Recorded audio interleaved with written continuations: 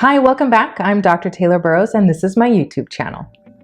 Today I want to talk to those of you who have been dating for a while. So you've been in a serious relationship, you're committed to someone, maybe it's 6 months, maybe it's 12 months, maybe it's 2 years. You're moving towards proposal, engagement, and marriage. Today's topic is going to be perfect for you. It's on the 11 questions to ask and answer before marriage. Number 1 shouldn't surprise you. It should be a refresher.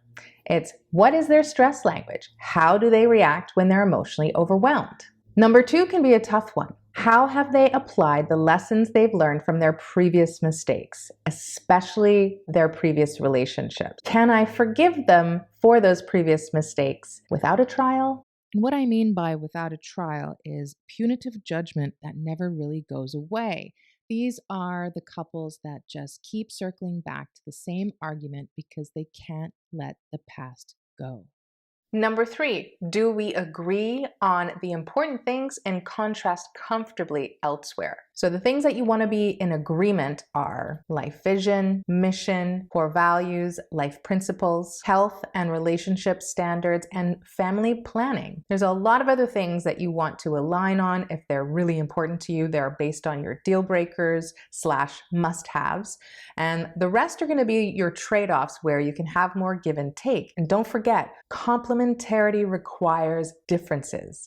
So there's going to be some things that need to be distinct between the two of you as well. So that's how you create the sexual polarity and create that complementarity and compatibility properly. Number 4 is, are they stable and healthy, or at least on the right track to being stable and healthy and happy by their own merits? They're not incredibly desperate or depending on someone else in order to make them stable, healthy, happy. Now this is mentally, physically, financially stable, healthy, and happy. There's got to be at least some kind of effort putting them on the right path to establishing that for themselves. You don't have to be 100% happy and content before you are in a relationship or a marriage, but you definitely need to know how to meet your own needs before you get into a marriage. Number 5, I love this one. Are we enthusiastically drawn to each other? Do we energize each other, or do we stifle each other's energy and individuality? Are we passionately connected? Now, passion, I think, has an expansive definition, not just sexual, but that sense of being inspired by someone that puts a smile on your face, that lightens your mood, someone that lifts your spirits and just makes you glow in that way.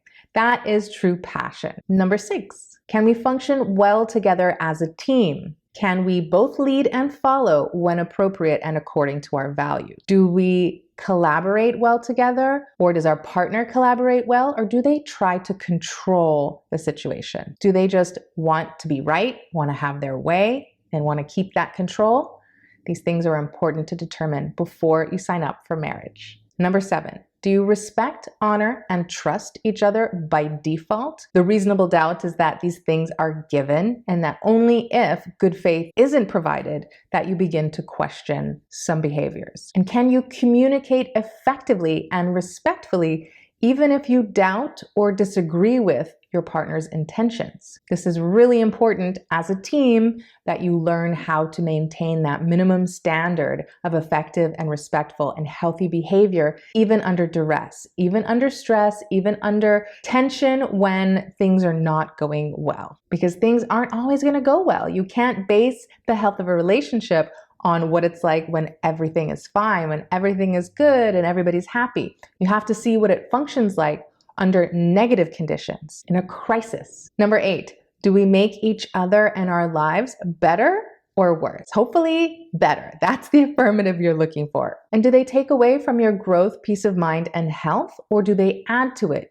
Number 9, do we conflict and confront in healthy ways? Are they accountable, or do they get defensive? Do you grow together or apart after you disagree? And do you disagree and problem solve effectively? It's so important to have a growth mindset individually, but also collectively as a team, again, as a couple in your marriage, you're going to come upon obstacles and problems consistently, especially when you put kids into the mix. You're going to have stressors all the time, every single day, multiple times a day. So you have to learn how to see the solutions and work together against an external problem. Number 10, do we love in a way that's healthy and meets the relationship's needs? A lot of people assume that they have to meet their partner's needs, but this is incorrect.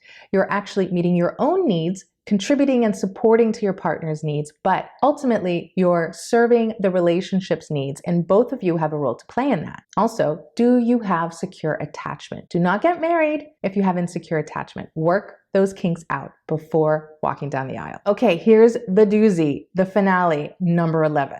Judging them on who they are today, do I know their worst traits? Not their worst traits historically, anytime in their life, but today, do I know what their worst traits are? And this is hard to know for sure if you've seen their worst traits. How do you do that? You vet accordingly. You're going to make sure that you've gone through enough experiences that have tested a person's character to warrant worst traits surfacing to the top. So as long as you have had enough experience, it might not be 2 years, but if in a short time you've experienced a lot, whether it's loss, whether it's transformation, travel, some kind of crisis, then you know the character of your partner. And if their worst didn't come out then it's really hard to imagine what their worst could be. Can you live with and accept their flaws and vice versa? A lot of people don't like to think about this because it seems unpleasant, but you have to accept someone's flaws. You can't want to change them. Ultimately, you want them to improve upon their flaws, but you have to accept them first before signing up for a lifetime together. Is their shadow side integrated? We all have the shadow side. Really, it's our undesirable parts of ourselves, the things that we try to hide, the things that we're embarrassed of, that we're not proud of, and we're ashamed of perhaps. Ultimately, everybody has parts of them that are more negative and less adaptive and effective than the ones that we want to present to the world.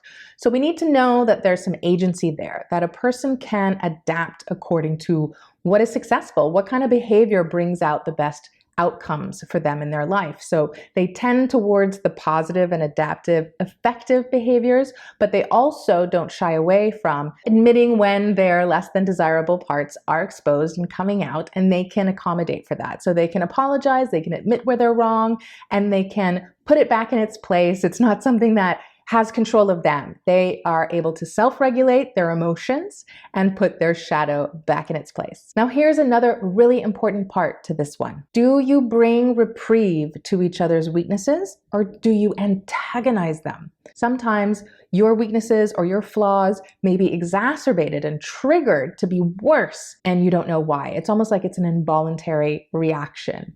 And you have to attend to it. You have to try. It may take several times to resolve this triggering that you do to each other, pushing each other's buttons. But ultimately, if you can't get out of that cycle, no matter how hard you try, do not get married expecting that's going to fix it. You have to make sure that you stop antagonizing each other, stop pressing each other's buttons, and learn to bring that calm, that peace, and that serenity to each other through all of these wonderful qualities that you're going to establish as a secure base for each other. Acceptance, forgiveness, love, support, honesty, loyalty, the list goes on.